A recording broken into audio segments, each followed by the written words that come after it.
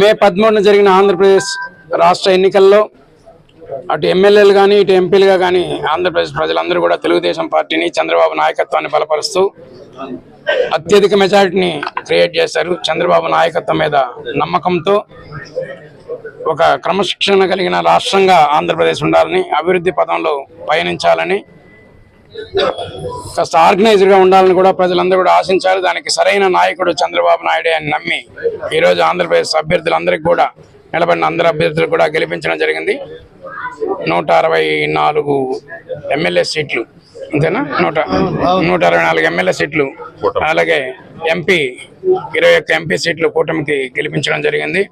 దీని అందరికి కూడా ప్రజలకి పేరు పేరున అందరికీ కృతజ్ఞతలు తెలియజేసుకుంటున్నాం. ముఖ్యంగా చిత్తూరు జిల్లా ప్రెసిడెంట్గా నాకు బాధ్యతలు అప్పగించినప్పటి నుంచి కూడా కొద్దిగా చిత్తూరు జిల్లాలో కొంత మార్పుకైతే కృషి చేయడం జరిగింది. అందరూ కూడా ప్రజలు యాక్సెప్ట్ చేసి తెలుగుదేశం వైపు కూడా అందరూ రావడం జరిగింది. ఆ రాక్షస నాయకత్వం, జగన్మోహన్ రెడ్డి రాక్షస నాయకత్వాన్ని విసర్జించాలని, అతను తరిమి కొట్టాలని, రాష్ట్రంలో వైఎస్ఆర్ పాలన పోగొట్టాలని ప్రజలందరూ కూడా నిశ్చయించుకొని ఇక్కడ జిల్లాలో 7 సీట్లు ఎంపీ అభ్యర్థిని కూడా గెలిపించడం జరిగింది.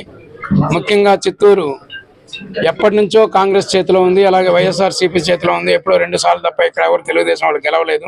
అలాంటిది ఈసారి 15,000 అత్యధిక మెజార్టీతో గురజాల జగన్మోహన్ గారిని కూడా గెలిపించడం జరిగింది. యువకుడు, ఉత్సాహవంతుడు, చిత్తూరు పట్టణానికి కాకుండా చిత్తూరు జిల్లాకు కూడా కార్యక్రమాలు తీసుకొస్తాడని, కాస్త పెట్టుబడిదారుడు కూడా కాబట్టి మనకు కావాల్సిన పనులన్నీ కూడా దగ్గరుండి కొంత ఇన్వెస్ట్మెంట్ ఖర్చులు జరిగినా కూడా అవన్నీ నెరవేర్చాలని ఆశాభావం వ్యక్తం చేస్తున్నా.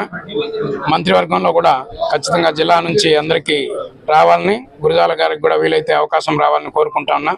ఈ ఓటేసి గెలిపించిన చిత్తూరు జిల్లా ప్రజలందరికీ కూడా నా యొక్క నమస్కారం. Thank you.